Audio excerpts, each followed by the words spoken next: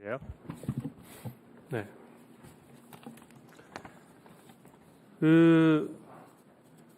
일단 지금 보면 최상무 부총리에 대해서 탄핵소추한 것과 관련해서 청문회를 열겠다고 하면서 증인 신청도 지금 벌써 증인과 참고인으로 14명을 신청했습니다. 저는 이 과정이 너무 과도하다라고 생각합니다. 대통령의 탄핵이 인용되는 바로 그날 경제부총리에 대해서 탄핵소추를 본회의에 올리고 또 그것을 법사위로 또 보내서 청문회까지 연다는 것이 국익에 정면으로 반한다는 생각이 듭니다.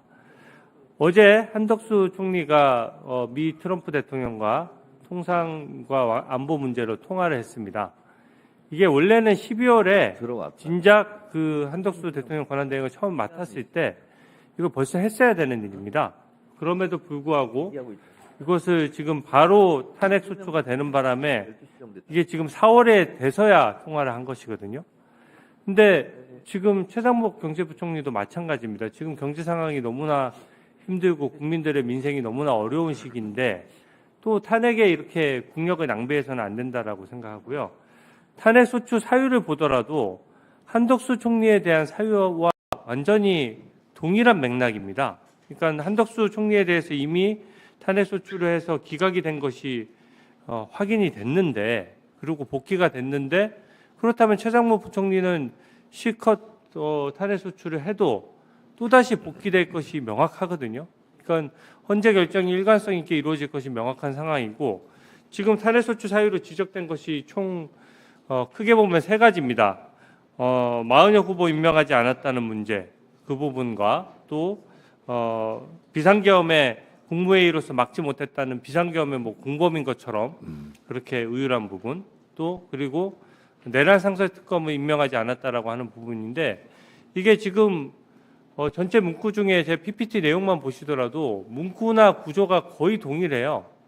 여기에 대해서 뭔가 새로운 팩트가 있거나 새로운 내용이 있어야 헌재에서 새로운 판단이 내려질 여지가 있는 것인데, 그것도 다 지난 일을, 마은혁 후보는 어제 결국 임명이 되지 않았습니까?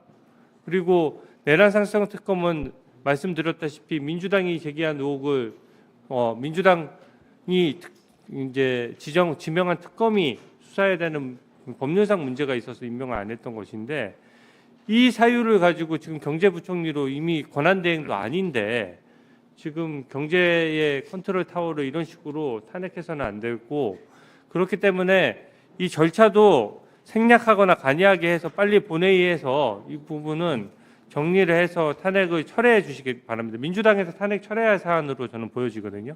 이상입니다. 네, 다음 분요. 네, 서영기 의원님.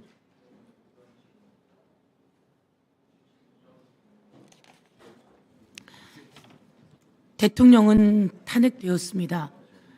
그러면 최상목 부총리는 어떤 사람입니까? 제가 경제수장이라고요?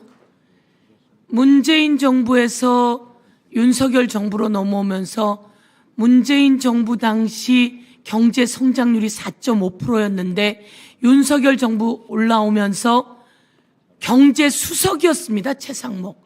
경제수석이었는데 경제 성장률이 1.4%대로 떨어졌습니다. 이번에는 경제 성장률이 더 떨어져서 0%대라고 합니다. 이 경제 다 망친 장본인이 누굽니까? 최상목입니다.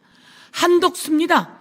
윤석열 정부가 민주주의, 경제, 사회 다 망가뜨리고 거기에 경제 수장이었던 최상목과 한덕수가 경제 다 망가뜨렸어요. 그래서 저는 이것만으로도 탄핵 사유라고 생각하는데요. 그런데 이제 마은혁을 임명해야 하고 경제부총리가 권한 대행이 되었어요. 근데 끝내 임명하지 않았어요. 끝내 임명하지 않아서 헌법재판소가 시간을 가지게 하는 그 원인을 제공한 사람이에요.